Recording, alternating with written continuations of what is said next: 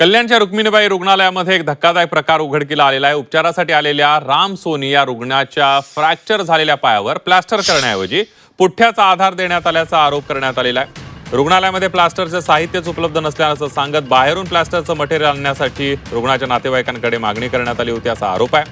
रुग्णाच्या जीविताशी आणि आरोग्याशी खेळ सुरू असल्याचा आरोप करत मनसेच्या लोकप्रतिनिधींनी रुग्णालय प्रशासनाला धारेवर धरलेला आहे।